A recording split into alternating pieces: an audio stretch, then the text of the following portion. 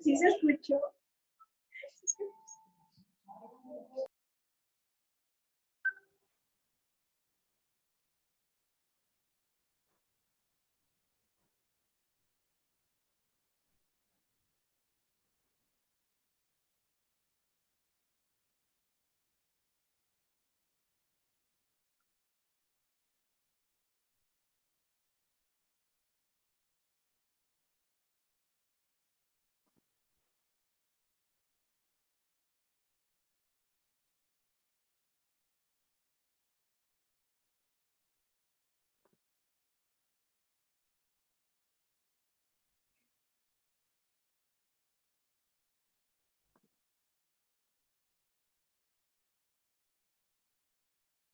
¿Escuchan bien?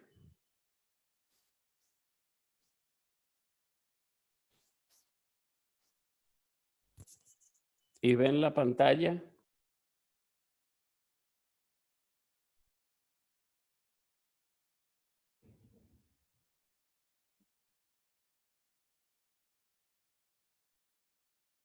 Ok, vamos a iniciar.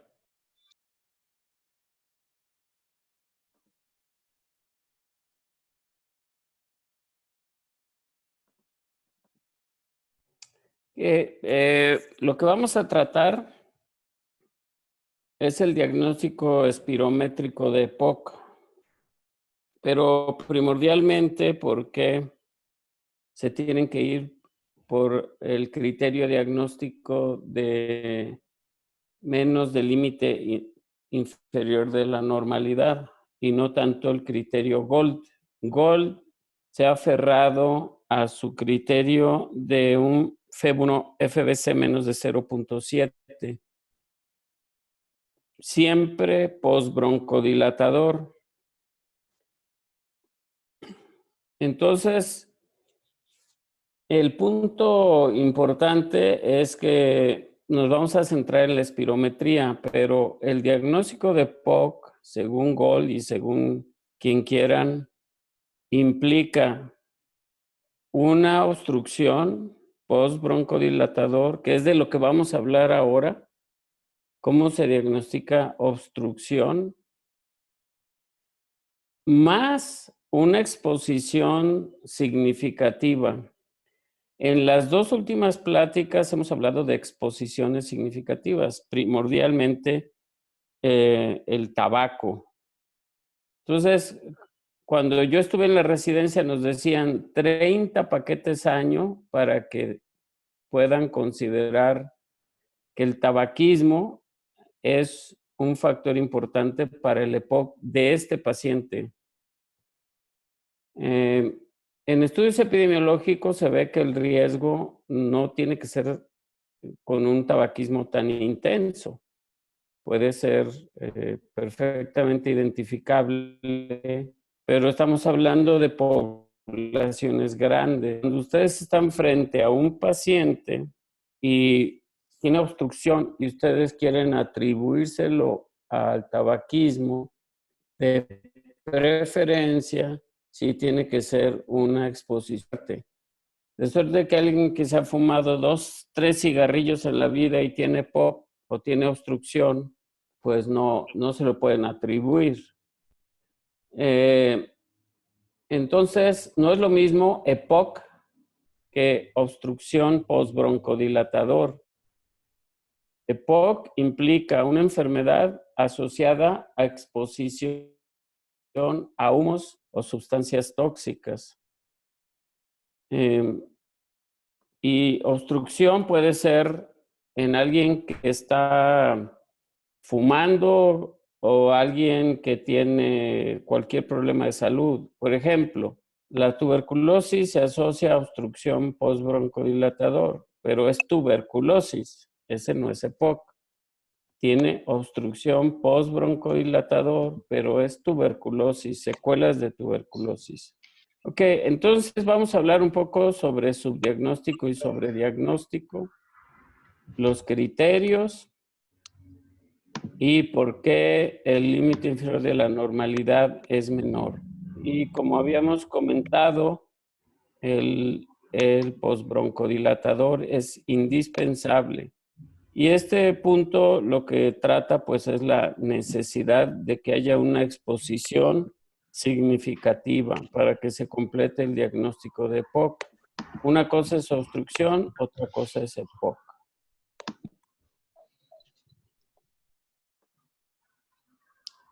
Que esto viene del estudio platino, pero se ha comprobado en muchos otros estudios. Y tenemos aquí todos los sujetos en este círculo grande, todos los sujetos que en platino tuvieron obstrucción post-broncodilatador. De este universo, 11%, que es este círculo verde, tenían diagnóstico por el médico de EPOC o bronquitis crónica o enfisema. De suerte que 89% de los sujetos que tenían obstrucción postbroncodilatador no tenían diagnóstico médico. Y estos es los que se consideran sin diagnóstico o subdiagnosticados. Es la inmensa mayoría. Casi todos acá van a ser obstrucciones leves, pero también hay obstrucciones moderadas y obstrucciones graves. Ahora, al revés, veamos este círculo verde. Son los que tienen diagnóstico médico de EPOC. De este círculo verde, el mismo 11% tenían obstrucción, pero casi la misma proporción que es esto de acá, tenía diagnóstico de EPOC sin obstrucción. Entonces, en EPOC hay problemas tanto de subdiagnóstico, todo lo rojo, como de sobrediagnóstico, porque sucede que a cualquier gente que tiene tos o que le falta el aire, ya dicen, no, pues tiene EPOC, les encanta el diagnóstico de EPOC. Entonces, bueno, ambos problemas, subdiagnóstico es algo que se tiene que limitar, pues porque va a haber sujetos que necesiten tratamiento, va a haber sujetos que requieran cuando menos recomendación para dejar de fumar, que es lo más importante, dejar de fumar o dejar de exponerse, pero también los sobrediagnósticos son inadecuados porque, bueno, pues aquí tenemos gente que tiene falla cardíaca, que tiene una rinitis alérgica, a lo mejor, o sinusitis, o tiene reflujo gastroesofágico, le da tos y ya le ponen diagnóstico de EPOC. Entonces, bueno, es un error que también se tiene que evitar.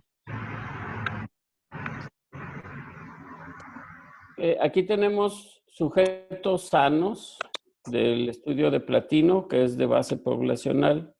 Aquí tenemos en el eje vertical FEB1, FBC y en el eje horizontal edad. Mujeres a la izquierda y hombres a la derecha. Entonces, vean ustedes cómo el cociente, recuerden, estos son sanos, tienen 0 exposiciones y tienen síntomas 0, síntomas respiratorios nulos. Entonces, vean ustedes, y esto, bueno, esto es de platino en Latinoamérica, pero muchísimos estudios lo han demostrado. Hay una caída progresiva del cociente FEB1-FB con la edad. Y en este punto tenemos el famoso 70% de Gold, ¿sí? Entonces, vean ustedes que de los sujetos sanos, asintomáticos y sin exposiciones, hay un porcentaje significativo que están por abajo de 70. Estas personas no tienen nada, no tienen ninguna enfermedad. Entonces son falsos positivos, ¿sí? También hay falsos negativos, pero en platino no se ven porque empezó a los 40 años. Los falsos negativos están más atrás.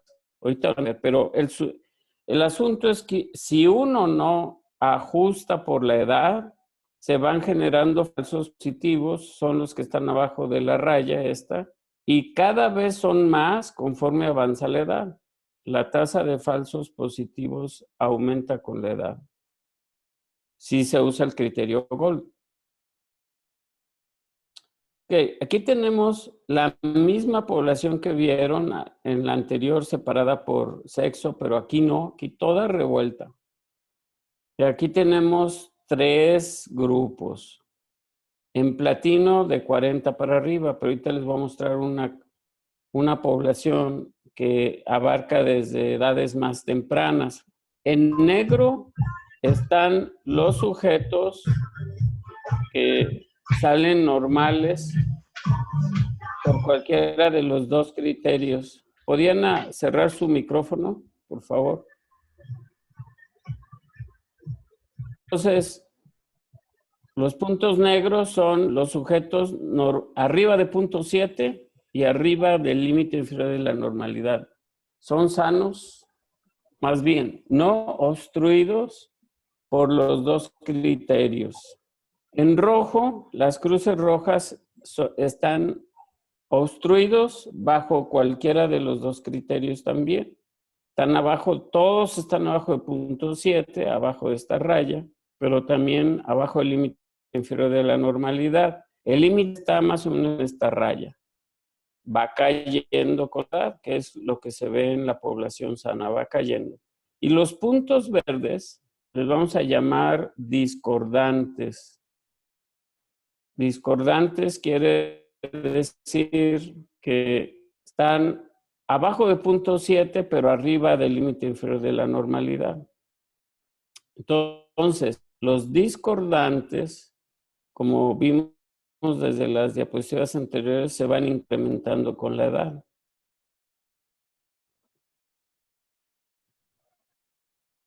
Aquí tenemos los pre-broncodilatador. Estos son post-broncodilatador, que es el criterio para EPOC, para obstrucción post-broncodilatador. Pero si no le hacemos prueba post-broncodilatador, si nos quedamos en la pre-broncodilatador, todos los puntos que vieron en la anterior se van yendo más hacia abajo. Entonces, el número de obstruidos se aumenta y el número de discordantes también se va a aumentar. Ok, aquí tenemos cuando el criterio es estadio Gold 2, para que se puedan recordar fácil. Hay un Gold 0, ya ni se usa, que son los sintomáticos sin obstrucción. Luego de repente reaparece y luego lo vuelven a quitar. Gold 1 es menos de 0.7 con FEB 1 normal y Gold 2 en adelante son gente que tiene FEB 1 menos de 0.7 y además, más bien FEB 1 FBC menos de 0.7 y un FEB 1 bajo.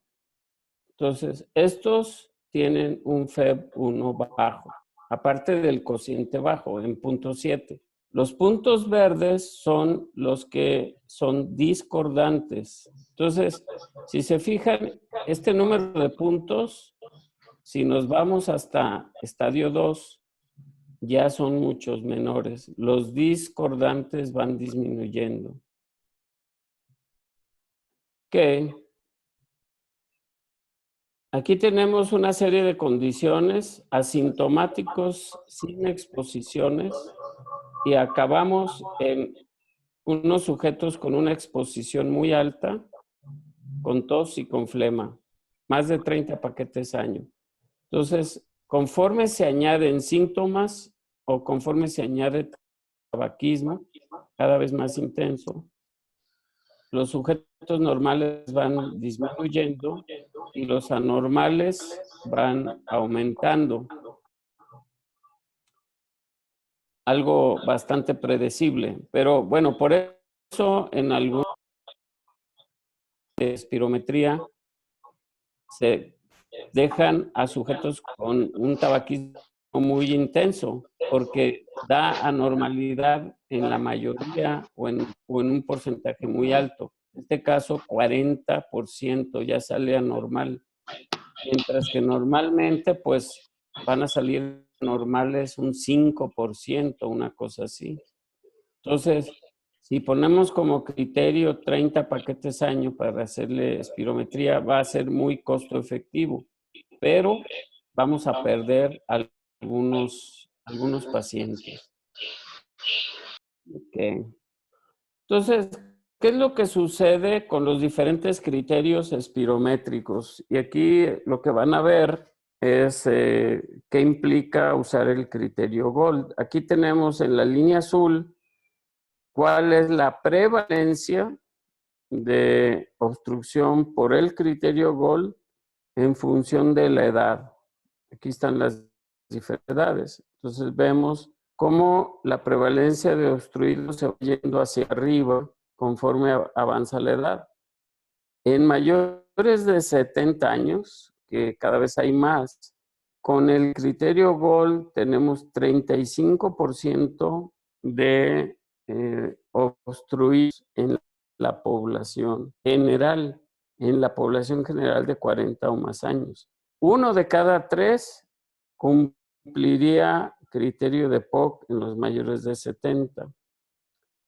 Sin embargo, si ustedes utilizan el criterio del límite inferior de la normalidad, que es este, círculos rojos con la línea negra, vean ustedes cómo sube con la edad, pero no tanto. Entonces vean ustedes en los mayores de 70 años, la prevalencia de obstrucción postbronquilatador es como del 15%. La distancia que hay de aquí a aquí son sobrediagnósticos o falsos positivos de obstrucción. Es lo que se genera con GOLD. Entonces, mientras más edad tenga la persona a la que le están haciendo espirometría, si utilizan el criterio GOLD, tienen más probabilidades de hallar lo anormal, y un falso positivo tiene sus consecuencias. Tiene las consecuencias, pues, de decirle a alguien que tiene POC, cuando se ponen a leer POC, dice, pues es una enfermedad progresiva e incurable. Entonces, bueno, se genera una carga de enfermedad, angustia, etcétera, ¿no? Y es un falso diagnóstico, es el punto más importante. Entonces, aquí tenemos una situación todavía más.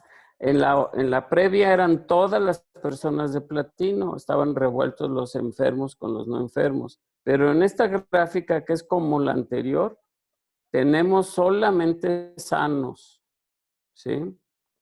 Solamente no expuestos y no síntomas, ¿no? Entonces vean ustedes las edades, es como la anterior, y cómo va subiendo el diagnóstico. Aquí tenemos el criterio GOLD, que es en esta línea punteada, y aquí estadio 2, FEB1 menos de 80, FBC menos de 80, este es el criterio de restricción. Entonces, cuando usamos el 80% o FEB1 0.7, se va disparando hacia arriba la presencia de, fíjense en esta línea nada más, la presencia de obstrucción se va yendo hacia arriba. En mayores de 80 años es 25%, o sea, van a encontrar obstruidos, entre comillas, al 25% de personas que no tienen exposición y que no tienen síntomas respiratorios, es decir, falsos positivos, no tienen EPOC. Por definición, no fumaron, no se expusieron a leña, no tienen una exposición ocupacional. Ahora, esto que les he mostrado es de platino, pensando en EPOC y en edad más bien avanzada. Pero usar el criterio de GOLD, ¿qué es este? No, este es el límite inferior de la normalidad. Criterio GOLD es la línea horizontal en 0.7. Hemos visto esta zona que son los discordantes, que están abajo de 0.7 pero arriba del límite inferior de la normalidad. Este número que se va incrementando con la edad. Pero si el punto de cruce ocurre más o menos a los 40, 45 años, dependiendo del estudio, abajo de esta edad, los discordantes son falsos negativos. Es decir, este grupito verde está obstruido por límite inferior de la normalidad, pero no está abajo de 0.7. Entonces, el criterio de Gold genera falsos negativos en edades tempranas, falsos positivos en edades avanzadas. Falsos negativos en jóvenes, falsos positivos en ancianos. Ok, entonces los tres grupos tienen, esta es mortalidad en platino, mortalidad en los años. Entonces, los que tienen, estos son los que están por arriba de 0.7. Estos son los discordantes y estos son los obstruidos por límite inferior de la normalidad. Hacen tres categorías de sobrevida. Los que son discordantes están abajo ligeramente de los no obstruidos, pero los obstruidos están bastante por abajo de los discordantes. Entonces, diagnosticar obstrucción tiene un impacto sobre vida, pero también estar discordante tiene un impacto, aunque menos grande. ¿Por qué se debe este impacto de los discordantes en la mortalidad? Porque tienen un FEV1 más bajo. En los estudios de sobrevida se ha visto que lo que importa en la sobrevida es el FEV1, no tanto el cociente, sino el FEV1. Entonces, aquí tenemos en esta gráfica el FEV1 por postbroncodilatador como por ciento del predicho, en mujeres y en hombres. Y tenemos tres líneas que representan a los normales, a los discordantes y a los obstruidos por límite inferior de la normalidad. Entonces, en hombres es exactamente igual. Entonces, vean ustedes que los normales tienen un FEV1, acuérdense que estamos viendo FEV1, tienen un FEV1 más alto que los discordantes y estos que los obstruidos. Entonces, ¿por qué tienen una sobrevida disminuida los discordantes? Pues porque tienen un FEV1 más bajo que los normales. El FEV1 está dentro de lo normal todavía, es 95% en porcentaje, pero en los normales es más de 100%, un poco más de 100, como 105. Entonces, esa es la razón por la que estar en ese grupo discordante es peor que estar totalmente normal. Pero, sin duda, el grupo que captura más el impacto negativo, pues es el grupo de los obstruidos por límite inferior de la normalidad. Ok, aquí viene el porcentaje del FEV1. Si se fijan, los sanos tenían 103, el discordante 92 y el obstruido 77. Entonces, esta baja de 10% en el FEV1 es la que explica la sobrevida. Entonces, sí es un grupo de riesgo el de 0.7, porque tienen un FEV1 más bajo, pero muchos van a ser falsos positivos, ¿sí? Por ejemplo, mira, aquí tenemos un estudio en ancianos, ¿sí? Las tres categorías que les mostré para platino. Están los normales, los discordantes y los obstruidos. Entonces, en este estudio en particular, no hay diferencia entre los discordantes y entre los normales en las muertes. Solamente en los del límite inferior de la normalidad se encontraron diferencias. En platino sí había unas diferencias pequeñas, pero hay estudios como este donde no hay diferencias en la mortalidad en los discordantes. Ok, este es un estudio de Copenhague, es un estudio que tiene muchísimo tiempo, y si se fijan empieza a los 20 años. Entonces, no sé, este es un estudio amplio, no se hizo solo para EPOC. Y aquí sí tenemos la población de normales en verde, la población de obstruidos en rojo.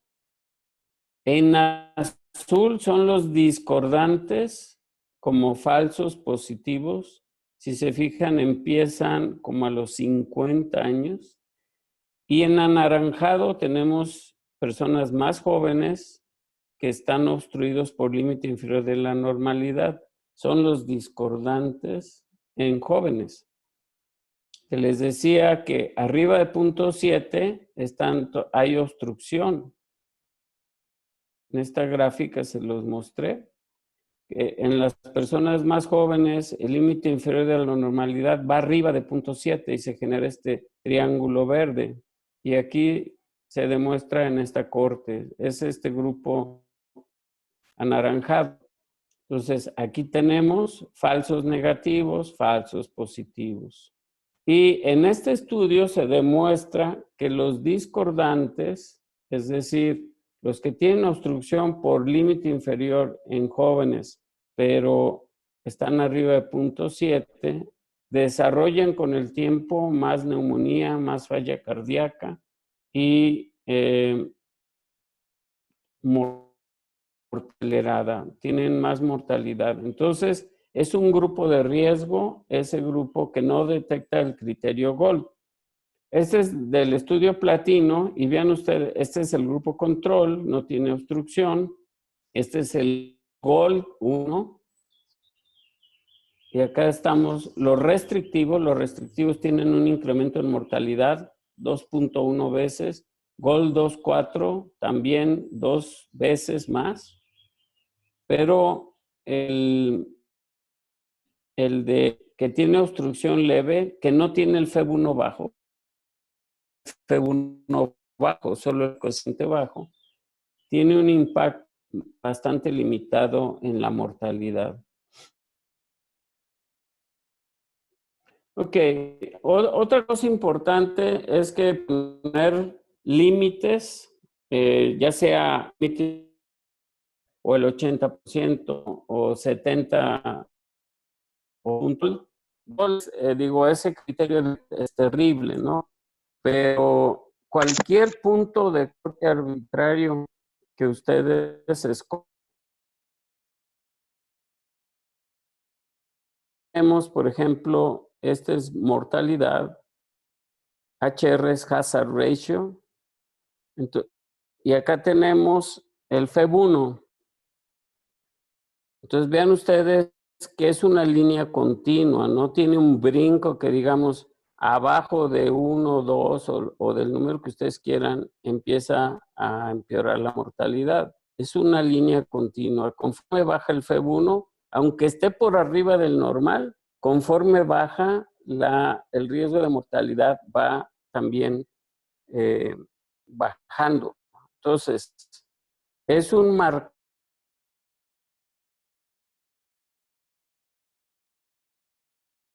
Más bajo está el FEB1, peor. Aunque estemos dentro de ciertos considerados como normales por el criterio que ustedes quieran. Entonces, FEB1 más alto, menos riesgo. FEB1 más bajo, menos riesgo. Aquí no hay ningún punto donde ustedes puedan decir ser totalmente arbitrario que a partir de tal nivel ya se incrementa. Por ejemplo, aquí está el 100%. Todos estos de aquí para acá tienen un FEB1 de más del 100%. Pero de todas maneras, aún en ese rango, la mortalidad se ve afectada. Este es otro estudio donde ustedes ven que el riesgo de muerte se va incrementando en forma lineal conforme el FEB1 está cada vez más bajo. Estas son lo que se llama score Z, son desviaciones estándar por abajo de lo normal. Mientras más bajo está el FEB1, más muertes. Y es lo que pasa con la presión arterial. La presión arterial es un factor de riesgo continuo. Si se fijan, es una línea continua. Esta es sistólica, esta es diastólica. Entonces, definir presión arterial normal arriba de 130/90, por ejemplo, es arbitrario totalmente. Se hace siempre, pero es arbitrario. Porque el riesgo de... Y lo mismo pasa con el colesterol, por ejemplo. Mientras más alta esté la presión, aún dentro de lo que se considera normal, es más alta, peor. También, mientras más alta, peor el riesgo de mortalidad. En este caso, por accidente vascular cerebral. Pero, o en pocas palabras, si va bajando la presión arterial, va disminuyendo el riesgo. En este caso es de accidente vascular, pero la muerte es igual, el riesgo de infarto también es igual. Entonces, son riesgos continuos y se ponen límites arbitrarios, pues para facilidad, pero lo mismo pasa con el FEV1. El FEV1 es un riesgo continuo, igual que la presión. Entonces, el criterio GOL es arbitrario, sí, y además de arbitrario, malo, porque da falsos positivos y falsos negativos.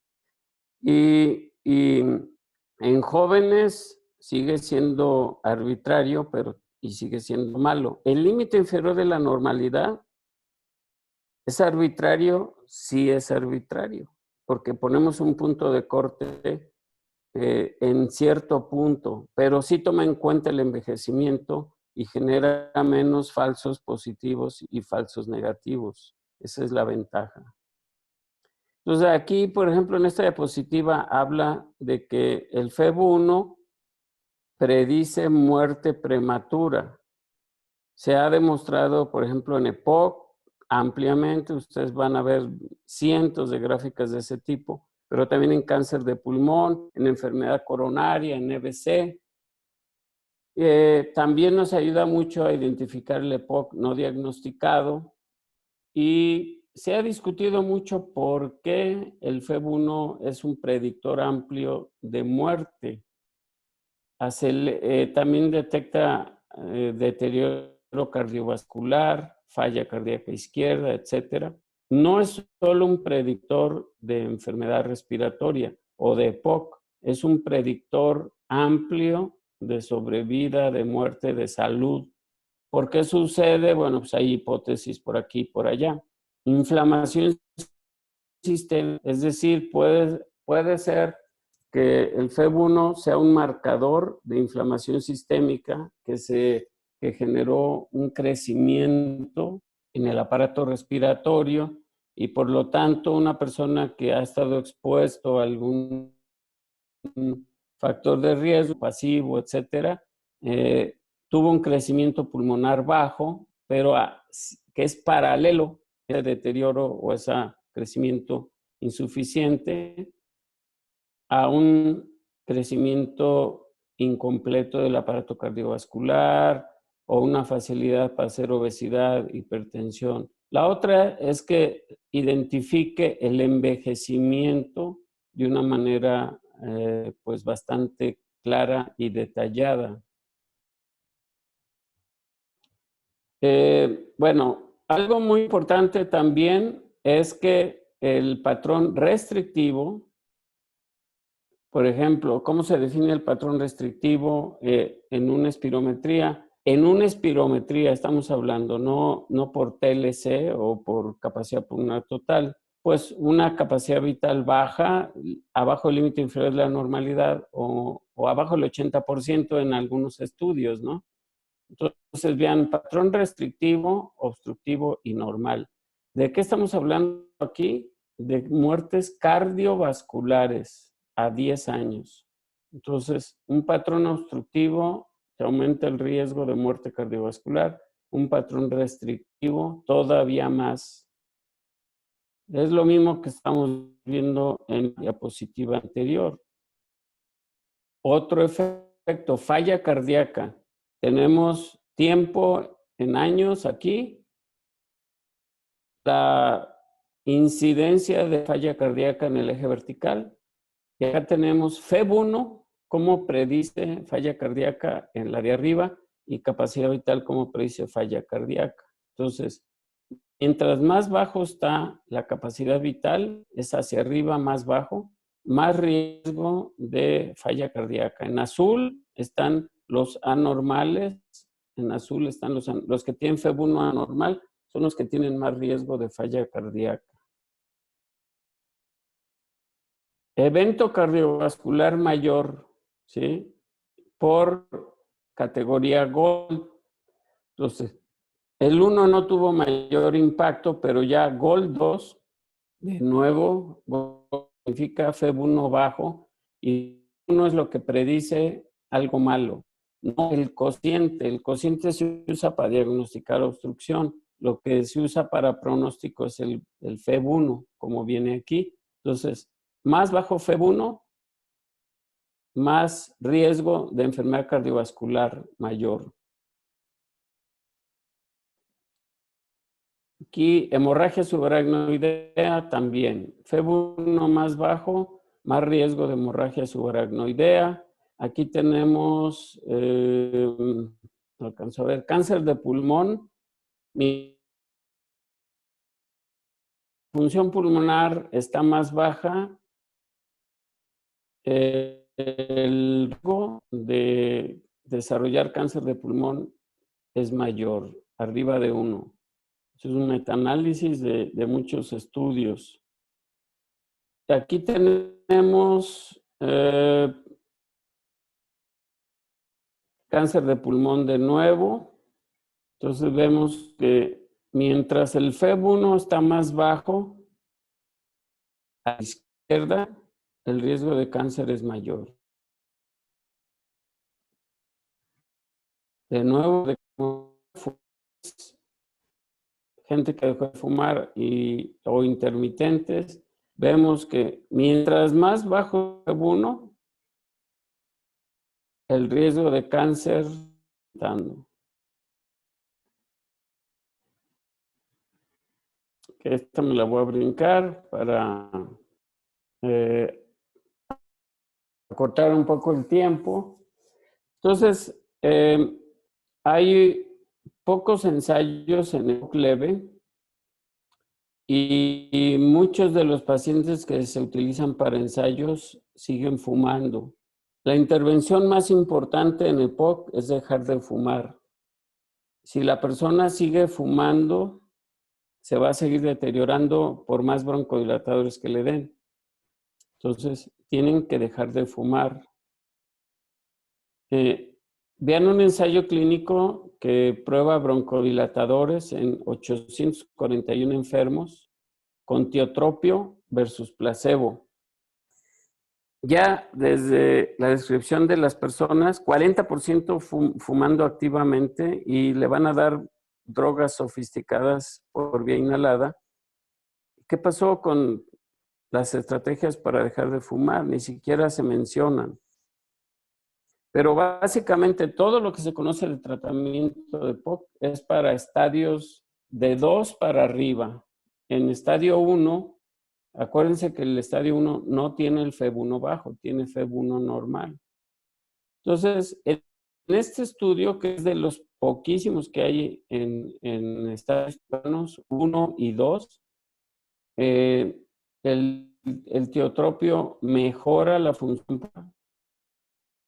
Tenemos aquí placebo y aquí tiotropio. Se va para arriba el FEV1 y también se mejoran las exacerbaciones. Aquí vean ustedes el número de exacerbaciones o el tiempo a la exacerbación se mantiene más bajo con el tiotropio. Entonces, sí hay algún efecto, pero el FEV1 es clave.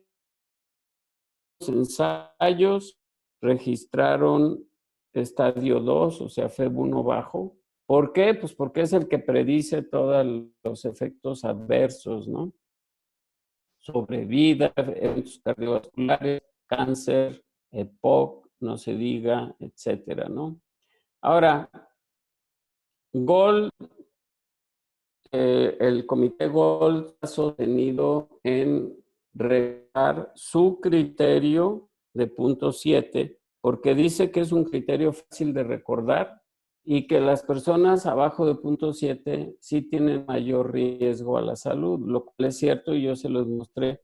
Los discordantes tienen en muchos estudios un deterioro más rápido o un estado de salud más bajo. No se compara con los límites más bajos, estos están más en una situación de salud más baja todavía. Pero bueno, quería leerles lo que dice Gold con relación al criterio.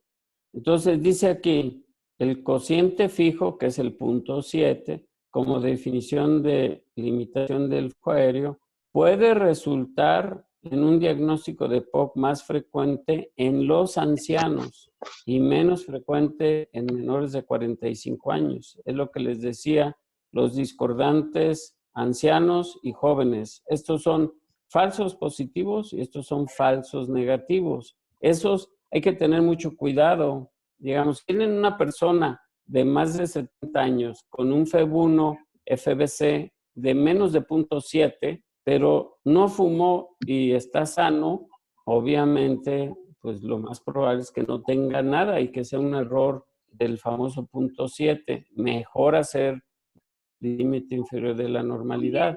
Y no se diga en personas más jóvenes. Ok, entonces, ¿cómo pueden distinguir a una persona que está arriba de 70 años y que puede ser falso positivo de uno que es que está realmente anormal? Bueno, bastante sencillo. La persona que probablemente enferma arriba de 70 años con obstrucción es la que fumó, o sea, tiene exposiciones y síntomas. La persona que más probablemente sea un falso positivo es la que no tiene ni exposiciones ni síntomas. Hay una cosa que se llama probabilidad pre-prueba de enfermedad. La prueba es el expiro. La probabilidad preprueba es síntomas y exposiciones. Entonces, una que tiene tos, flemas, disnea y fumó 30 paquetes año, la probabilidad preprueba, antes de hacerle la espirometría de EPOC, es muy alta. ¿Sí? Entonces le hacen la espirometría, es de más de 70 años y sale baja, abajo de 0.7, pero no abajo del límite inferior. De todas maneras es probable que tenga EPOC. ¿Por qué? Porque tiene una probabilidad prueba muy alta. Y una persona que nunca fumó, que hace ejercicio, que no tiene síntomas, la probabilidad preprueba es muy baja. Esa persona, si cae en ese grupo discordante, es mucho más probable que sea un falso positivo. Entonces, ¿qué les ayuda a diagnosticar falsos positivos y negativos? La probabilidad preprueba de la enfermedad, que se basa en síntomas y en exposiciones. Aquí viene otra frase de Gold, dice, usar el cociente fijo, que es 0.7, en comparación con las ecuaciones de Gleason, las ecuaciones de referencia, y hablando del límite inferior de la normalidad, puede mal clasificar los individuos como teniendo daño respiratorio. Entonces, acepta Gold que usar el criterio de Gold, que es 0.7, puede dar una falsa positiva y clasificar a alguien como que tiene un impedimento respiratorio, sin tenerlo, falso positivo. Pero muy importante, dice, espirometría solamente es un factor, hay que considerar los riesgos y los síntomas también. Entonces, riesgos y síntomas son la probabilidad preprueba y la espirometría es la prueba. Entonces, Igual va a pasar en tromboembolia pulmonar. La prueba es, por ejemplo, la tomografía o la angiotomografía. Prueba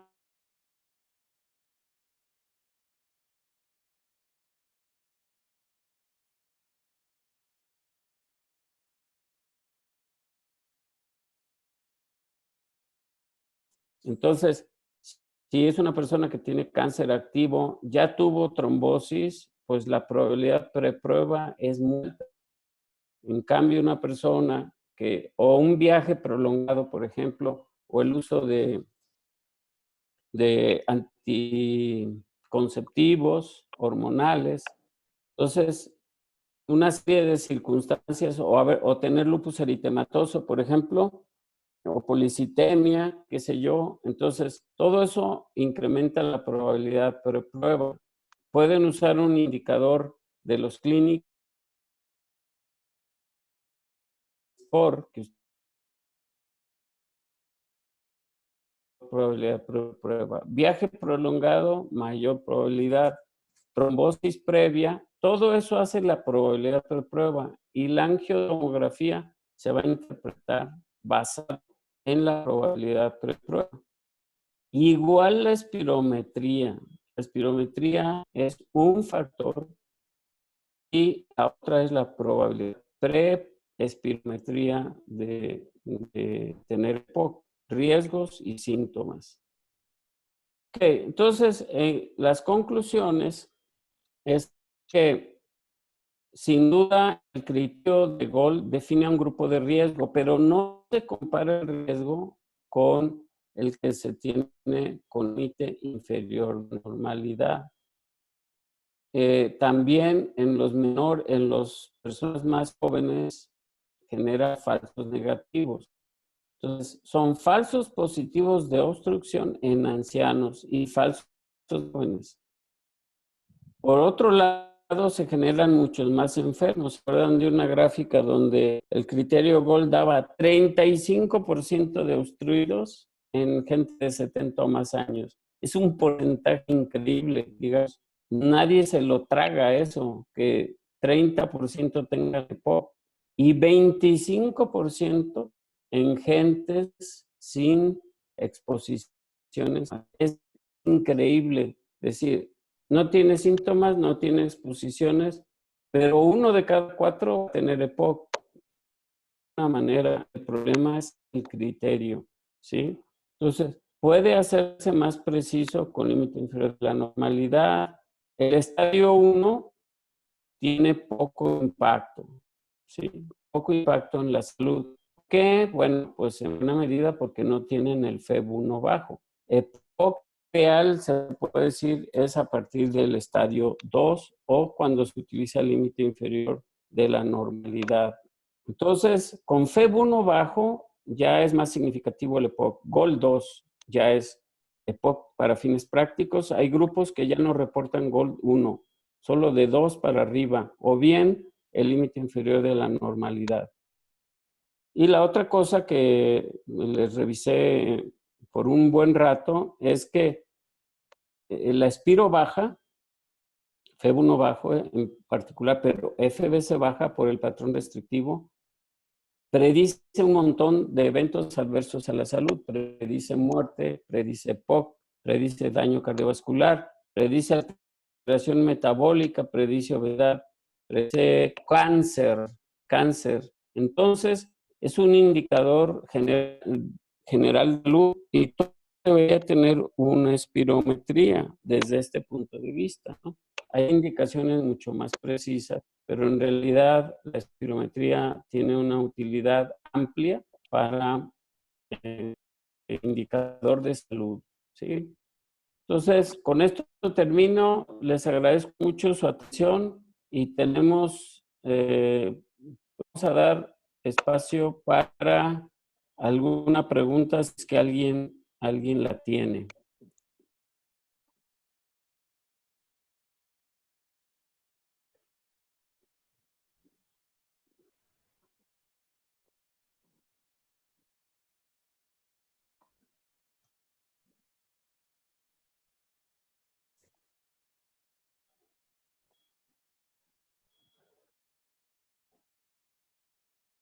Ok. La, la tomografía. La tomografía está de moda, se puede decir, para edades, pero en POC especialmente, y un estudio en curso todavía en Estados Unidos donde se les hace pues,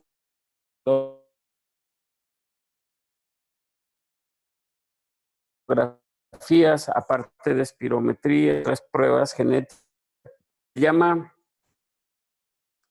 COPD en el estudio, que ha dado información vastísima y efectivamente, como dice el comentario, eh, tenemos enfisema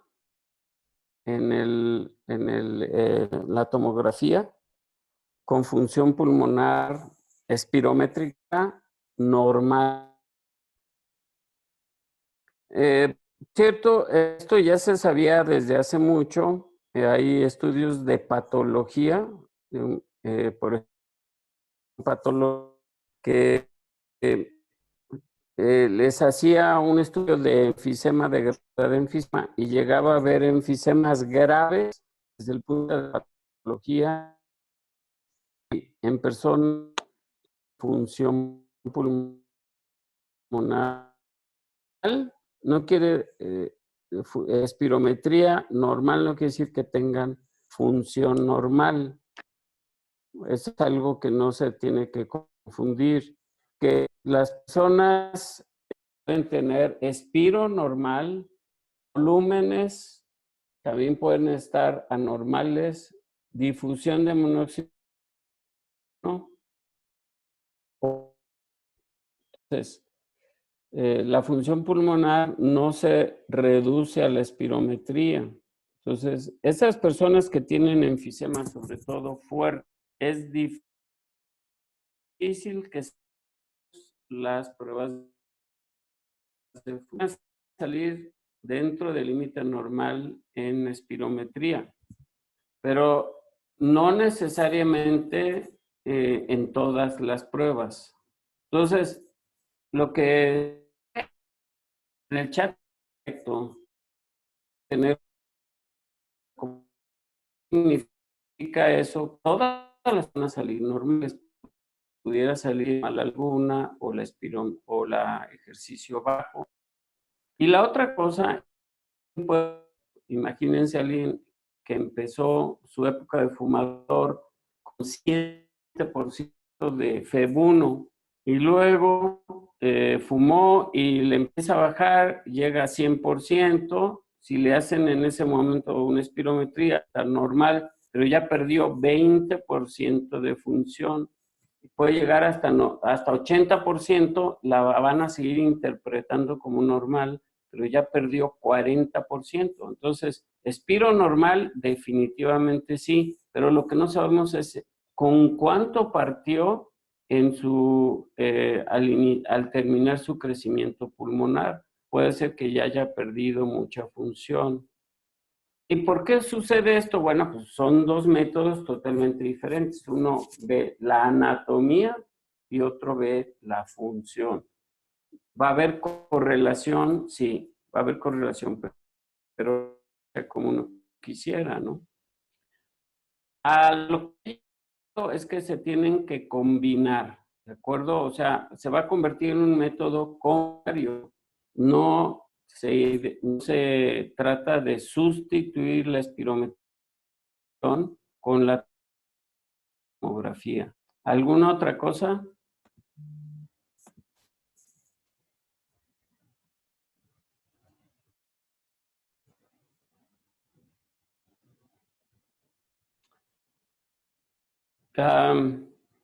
Los índices para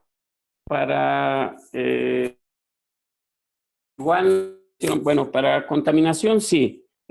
Ahorita les platico la marihuana, pero la contaminación lo que se hace es medir partículas, por ejemplo, ozono, y la exposición es concentración por tiempo, ¿sí?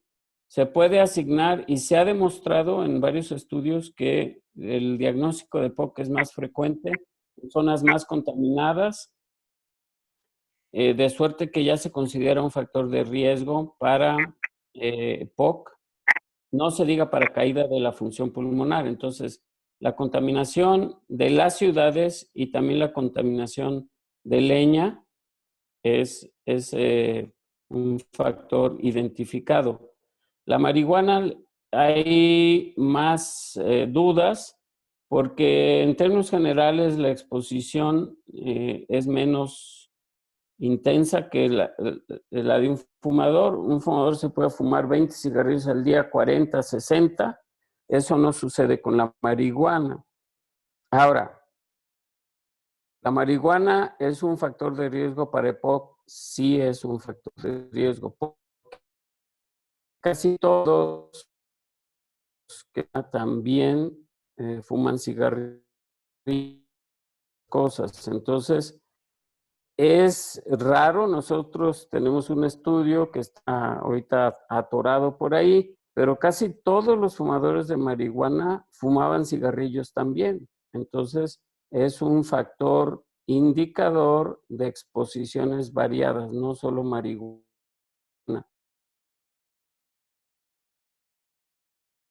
Son muy pocos y digo, es una minoría y es difícil encontrar algo más que bronquitis crónica. No tanto opción, sí hay bronquitis crónica.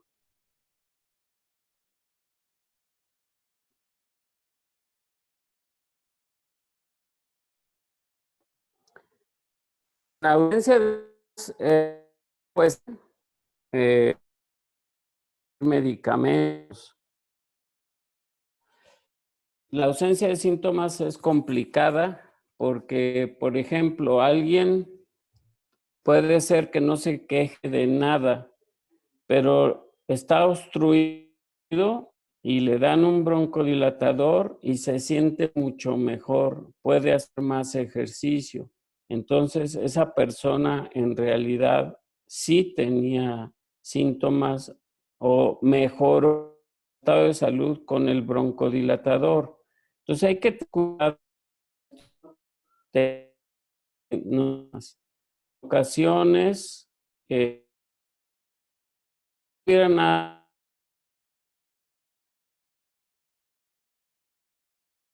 broncodilatador y no se quejaban de gran cosa, pero después de usarlo mejora su desempeño. Entonces, bueno, esa es la única situación que hay que tomar en cuenta y es bastante común con el oxígeno también. Dice, no, yo estoy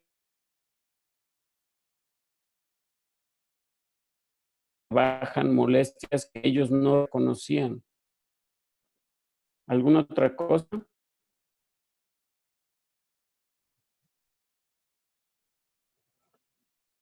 Dejar de fumar es esencial, eso sí es importante. Tienen que hacer un esfuerzo muy, dejen de fumar, no va a parar vida de fumar o respiratorio, se deteriora el aparato cardiovascular, se aumenta la mortalidad general, no solo por EPOC. Entonces, el dejar de fumar mejora la salud desde un punto de vista muy amplio. No estamos hablando, por eso es tan importante insistir en dejar de fumar.